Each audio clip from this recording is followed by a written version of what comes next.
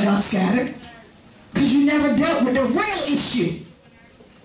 You never dealt with the real issue that infected you. You only dealt with the surface stuff. You only dealt with what was visible to you and didn't do an internal thing and find out, why am I acting like this? 9 times out of 10, little girls, you was hurt because you missed your dad. Little girls, you was hurt because you missed your mom. Little boys, you was hurt because you missed your dad. Little girls, you was hurt because you missed your mom. Something happened in your life that literally rocked your whole world, and now as an adult, you're still dealing with your childhood issues. So now I'm speaking to the little girls and the little boys in you. This is not daddy daycare. You're grown now. We got children and some of us with grandchildren. It's not daddy daycare no more. I'm not babysitting you grown and your babies. He said, I'm not doing it anymore. I'm not going to tolerate it anymore. It's time to grow up. It's time for you to be in a place of saying, God, you know what? I know I've been like this 20, 30, 40 years. He said, then let it go. Because really, what has it benefited you? Really, think about it. What has it benefited you? What have you really gained from being jacked up?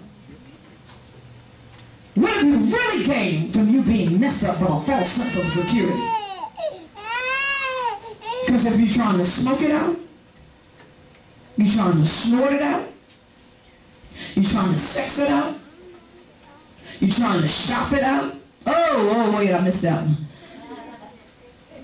That was me too.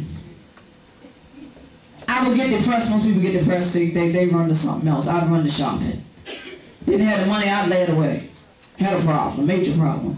I had to literally shut myself off from going to the mall because I had a problem. I had a shopping addiction, and it was serious. My kids had so many clothes, it was utterly ridiculous because of a spirit that I had. It was cute, but I had a spirit.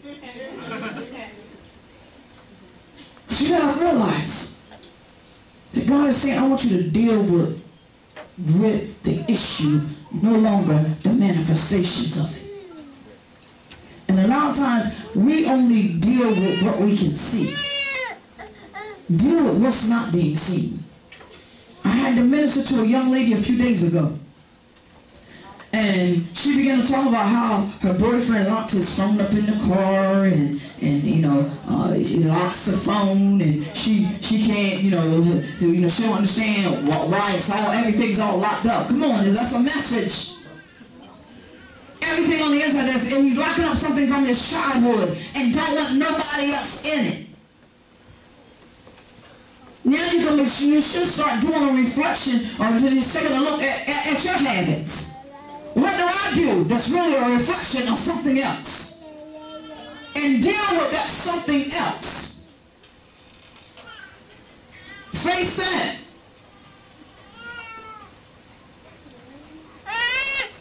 Face with how I had another incident where a young lady felt that favoritism was taking place. But the truth of the matter is, it went back to childhood. When her other siblings, people was giving them stuff, and would intentionally not give her something. So that grew up in her. So now when it looks like favoritism was going on, this young lady would react, would respond. But today, she's healed because she was able to identify with it. You gotta learn to identify with the truth of the matter and stop just playing around with the surface of it. What is it that irritates you the most? Now go deep and find out what's the real reason it bothers you. He said, my house is not daddy daycare. So this is how we got to all these scattered bones. Because of issues that we really never dealt with. Now we can really go to Ezekiel 37. So the hand of the Lord was upon me, and carried me out in the spirit of the Lord, and set me down in the midst of the valley, which was full of dry bones. Full of dry bones. Full of dry bones. And caused me to pass by them around about. And behold, there were very many in the open valley, and lo, they were very dry. And he said unto me, Son of man, can these bones live? That's the question God asking you. With everything around you that's disconnected, can it live again? With everything around you that is torn apart, is messed up, it don't seem like it's going to ever work again, God is asking you a question. Can it live again? Can it live again? Can it live again? You need to be asking yourself that question. Can it live again? And his answer was, Lord, thou knowest. Lord, only you know the answer. I said, what an awesome answer. Because if people they asked me could it live again, I probably gave a whole laundry list of why it wouldn't. But he said, thou knowest. And when he said, thou knowest, then look, see what happens.